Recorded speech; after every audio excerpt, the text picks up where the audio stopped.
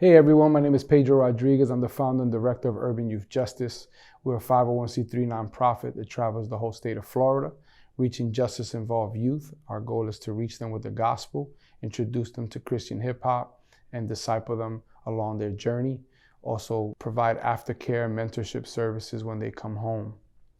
Many of you may have heard of Urban Youth Justice, but maybe you haven't heard my personal story. So today I want to do that. I want to share my story with you and let you into my world.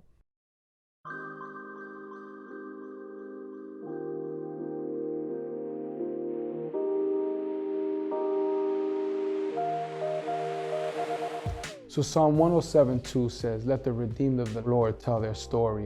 And I want to share my heart today and give you an inside piece of my world and what has drawn me to the Lord and what has allowed me to give birth to this ministry. It came from personal and painful experiences. So for me, it started in Jersey City, New Jersey. I was born and raised by teenage parents. I was at a disadvantage from the door, and I had to be raised by grandparents. And quite often, there was a struggle there financially for us. So growing up, I was an only child for about 15 years, and by the age of 12, I lose my father to substance abuse. My mom became depressed after his death and also pursued substance abuse to numb her pain. It was also a very painful experience for me losing my dad. It really left me scarred and left me hopeless, left me wondering what's gonna happen in my future, who's gonna lead me, who's gonna teach me how to be a man. And many times I would hear lies telling me that because I was this little Puerto Rican boy growing up in Jersey City without a father, that the chances of me surviving, the chances of me becoming successful, the chances of me getting out the hood was slim to none.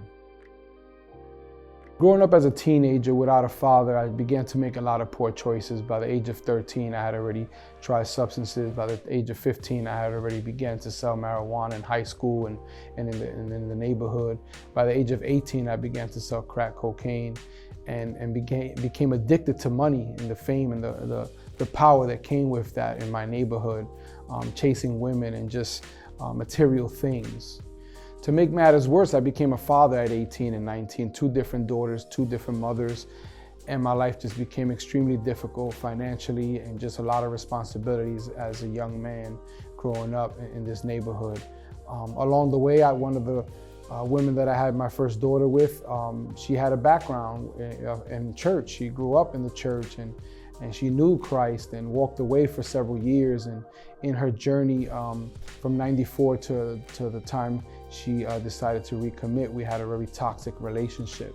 So in 1998, the funny part was that she decides to break up with me and tell me, hey, I want to commit my life to Christ. I can no longer be with you. She knew the life I was living was destructive and I was addicted to money and a whole bunch of other things. And she said, hey, let's just co-parent. Let's just be good friends. We'll raise our daughter, but we need to go our separate ways. In my pride and arrogance, I said, okay, go do your thing. You know, have fun, whatever you got to do. I'm okay with where I'm at. I'm okay with selling drugs. I'm okay with the streets being my home. So in November of 1998, she makes this huge decision to recommit her life. For the next 30 days, I see what I would consider a transformation, a miracle. I never saw this before. Change was something you put in your pocket, a quarter, a nickel, a dime. But I saw something happen in her life. The way she spoke, the way she dressed. She stopped going to certain places, stopped getting high, stopped drinking, stopped doing a lot of things that she once did, and just fell in love with this man named Jesus. And she kept telling me about this pastor who was teaching her and guiding her, and I didn't even know what a pastor was. And so eventually I said, man, I want to know more about this Jesus you keep talking about. And is it possible for me to meet this pastor? And so in December of 1998, I meet with this pastor. I'm sitting across from a man. I hadn't sat across from no man in the last almost a decade at that point. I was still angry. I was still this young boy, just with resentment that my life was turning out the way it was. And I felt like I was not at fault. Yet I was already a young adult and I needed to take responsibility for my actions. But I kept blaming things on my father and mother for the reason I turned out so messed up. And so I sit across this man and I begin to vomit. I begin to just share my whole life with this man, which violates street code. Street code is you don't trust people, you don't tell people everything about yourself. but I felt vulnerable, I felt broken, I know I needed help. And so this man listens to my story and then looks at me in the eyes and says, son, you're broken and you need healing. And I immediately froze up and said, what? I just didn't know how to respond to that. But I knew deep inside he was right. I was hurting. And so he asked me, have you ever read the Bible before? And I said, no, I dropped out of high school at that point. I didn't even finish high school. I went on to get my GED later in life. But he gives me this Bible and he highlights a couple of verses in the book of John and the book of Romans. And I said, all right, I'll take it home and read it. But in the back of my mind, I was like, man, I'm not reading this. I don't like to read. I don't care about that. But on the way home, something was tugging at my heart. So now I'm sitting in my mother's living room and I have this Bible in my hand and I'm just there like, you know, kind of nervous. I don't know what to do. I have a lot on my mind. I'm going through a bunch of emotions. I open up the Bible and I said, man, let me read this thing. And so I began to read these verses he highlighted for me. And instantly it's like something, you know, the scales came off my eyes. It was kind of like that Damascus experience that Saul had. And I was like, man, what's going on? You know, and I began to read. And as I read, I learned more about this Jesus. And I said, man, I want to read more. Next thing you know, I find myself flipping pages to the front of the Bible, Genesis, Exodus. I'm just skimming through these books and trying to read as much as I can for like the next week until I go back to service to the church.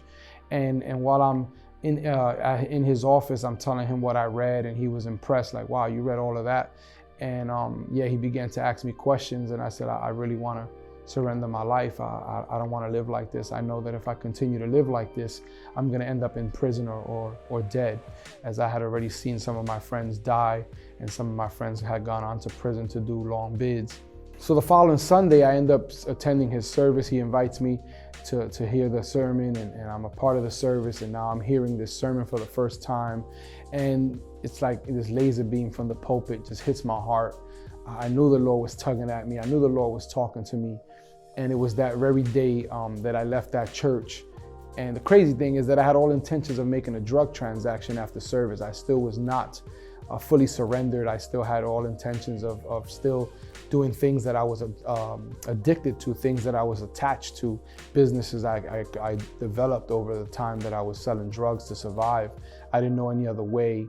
And so I hear this message, it pierces my heart, it brings me to repentance. I'm now saying I don't want to do this no more. I'm now finding myself handing my pager over to my cousin and saying I don't want nothing to do with this business, which he thought I was high when I said it. He said, are you crazy? What's wrong with you? You know, you're letting go of all of this. I say, I don't want nothing to do with it. I want to walk as a new man. I want to surrender my life. I can't keep doing this. I don't want to die young. I don't want to be another statistic as people had predicted.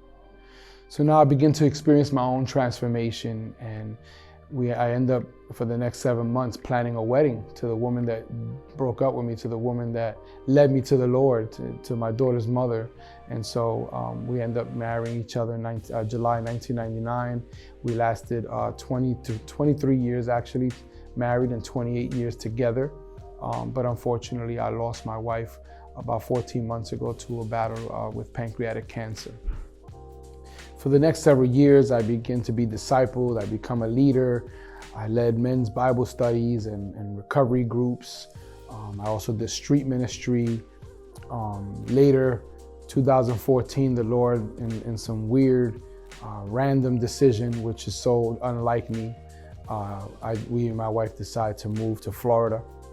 Upon arriving at Florida, I just feel this tug in my heart for prison ministry. I had worked with youth before in foster care. But I began to do adult prison ministry at first, you know, and dealing with some lifers who were in there that I drew close to. One of them tells me, like, hey, you know, you need to reach the youth before they become lifers, before they end up where I'm at, you know.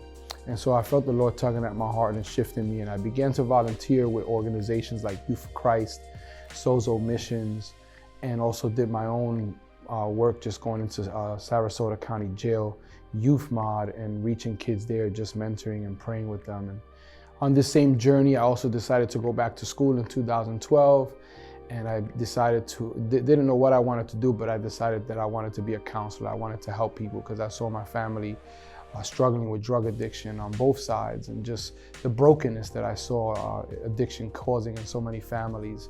So I pursued a bachelor's degree in counseling, a master's degree in counseling, and I'm now still currently working on a doctoral degree which I'll be writing my dissertation on the juvenile justice system and how mentorship is a game changer for some of these youth.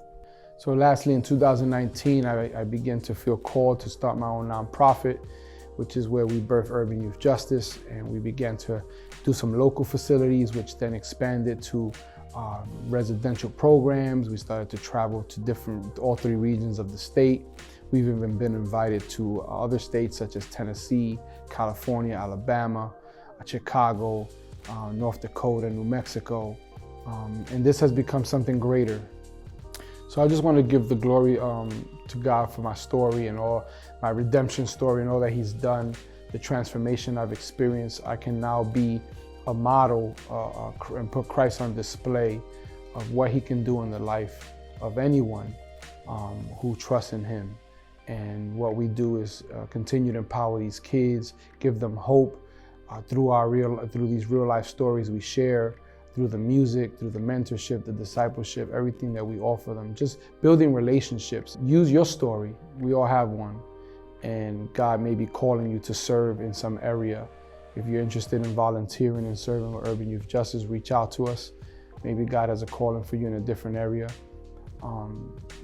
Heed the call, heed the calling, pay attention to what it is God is saying to you. And usually you find your calling where there was pain, where you experienced some things, and through that, God gives birth to your purpose.